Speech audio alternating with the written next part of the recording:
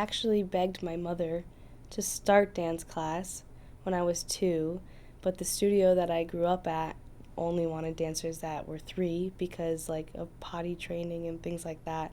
So I had to wait until I was 3 essentially, and I've been dancing ever since, so about 18 years now.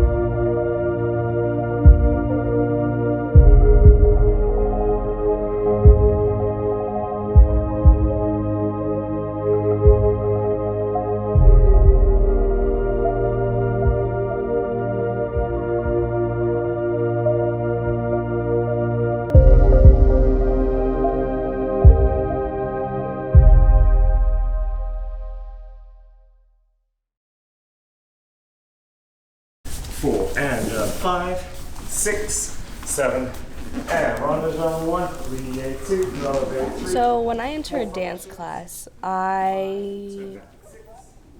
everything falls away, like schoolwork, drama, family stuff, friend stuff.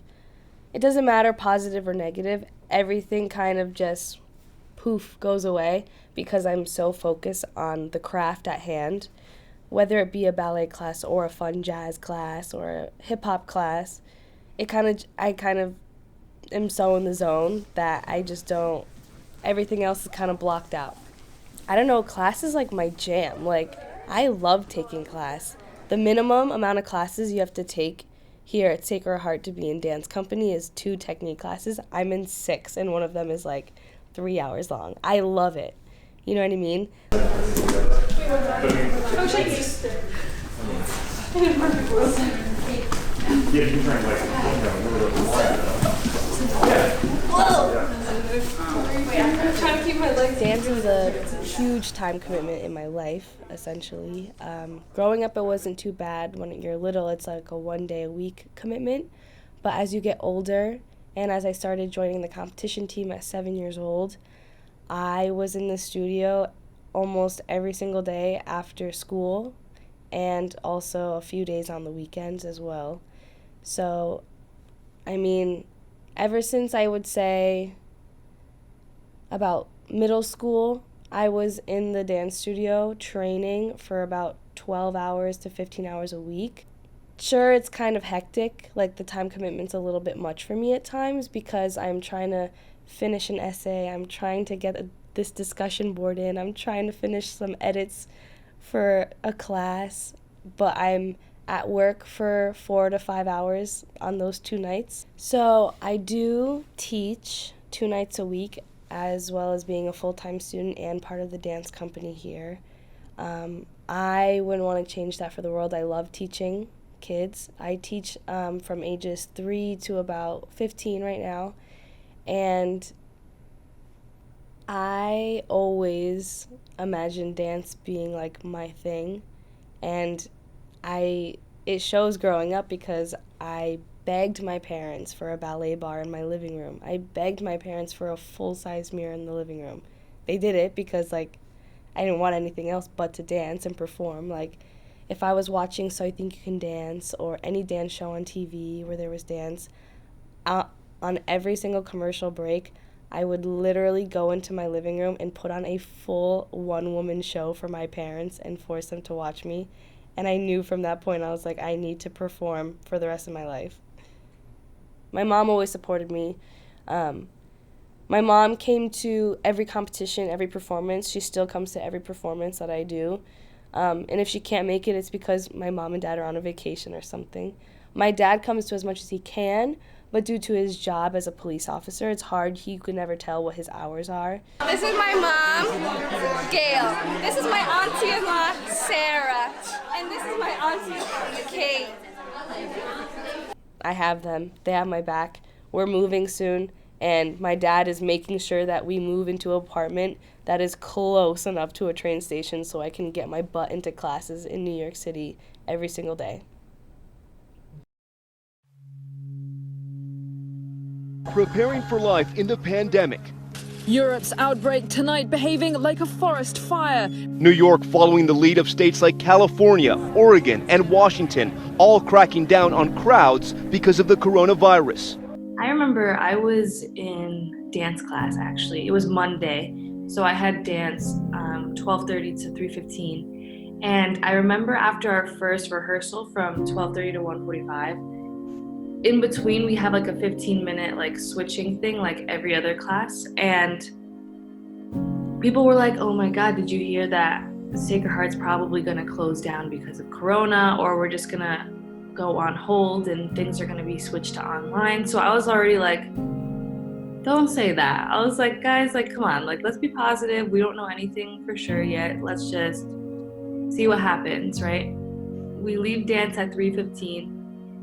And everyone's like hearing rumors, like there's going to be an email sent out by 4 p.m. saying that we're switching to online until further notice and all these things. So I was like, geez, like, okay, like maybe it's still a rumor, who knows?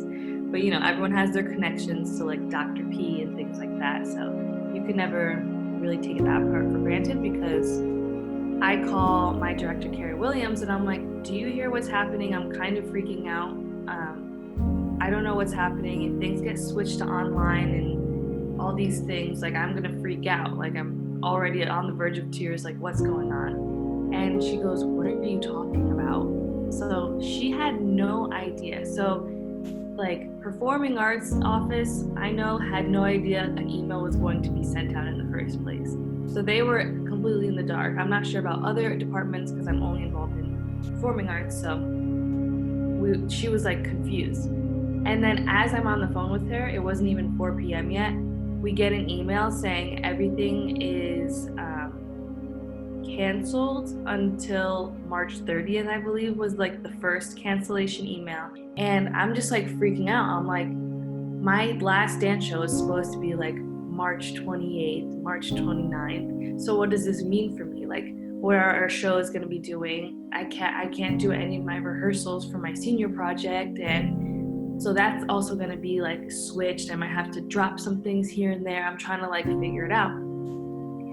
My director works very fast. She works very fast. So she was like, okay, so if everything is postponed and canceled until the 30th, we are going to have our show the first weekend in May. And she already rescheduled the whole entire show. So there were no cancellations at all. Rehearsals weren't canceled yet. So we were still going to have rehearsals. We were still going to meet choreographers and everything on the weekend as of just then. And then I remember getting an email while I was in my rehearsal. My job is closing down until further notice, until the end of March or something. So I was like, oh geez, like, okay, same with school. So we're just gonna have to deal with it. And then I believe later that day, on Thursday or Friday, is when things really started getting pushed back. Like, we're not going, everything is canceled. Like, the school issued an email.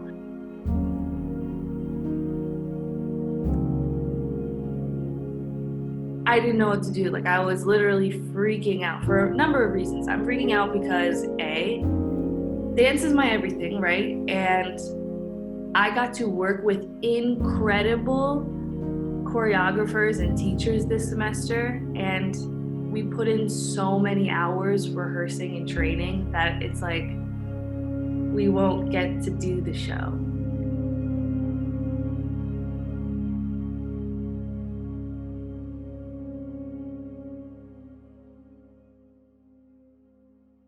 At first, I was like, dang, like, I was really negative at first, not gonna lie. But, you know, it's okay to feel sad about something, but it's not okay to stay sad, you know? That's what I believe in a lot. So, yes, something happened. Yes, we figured out how to deal with it. And now how do I feel in the moment of us dealing with that? I feel happy and grateful that I'm still able to do these things. And the dance community is incredible. It works in beautiful ways. Everyone has been dancing like all over their households, like especially me. Like this room is my dining room. I literally move my tables outside just so I could have some space and things like that. And then my living room, I already begged my parents when I was like 7 to convert it into a dance studio. So I have a big mirror in there. I've been dancing and teaching in there. It's nice though. A lot of teachers and choreographers, especially professional ones, have been hosting like live videos and things like that, still teaching a full class, still able to train. I'm at least happy that I can still teach dance during quarantine. It gets me moving, it lets me interact with kids, and yeah, so they're still gonna have like their dance recital and things. It's just being pushed back way into like the middle of summer, which isn't bad, but it's not ideal for everybody to still be dancing during your summer when you want to have fun, but it's still awesome.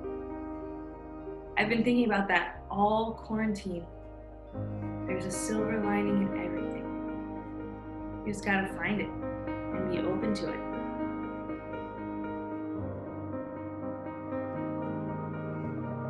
So after graduating college, I still plan to dance. I still plan to teach, so I would love to still have a teaching job at nights. That keeps my mornings and some days completely free, so I can commute to the city and take classes from people. I want to still train in modern and ballet and contemporary and jazz and tap and hip hop, obviously. I still don't know what route I want to go. I know that being in New York, I can do many different routes because I love commercial work. I love the hip hop, street jazz scene, but I do love conservatory company work where you're training with a company and you're getting your technique in and you're putting on these full-length shows, which is really exciting for me. So I'm glad that I'm staying in the New York area at least, so I can like dip my toe in a little bit of this, a little bit of that. I also maybe want to try to get an agent. So if there are commercial jobs available, they can send me to the audition and we'll see how that goes. But right now things are just up in the air because all I know is that I want to dance. So I'm Sidney Choothesa and I'm from Bridgeport, Connecticut, and dance is my creative escape.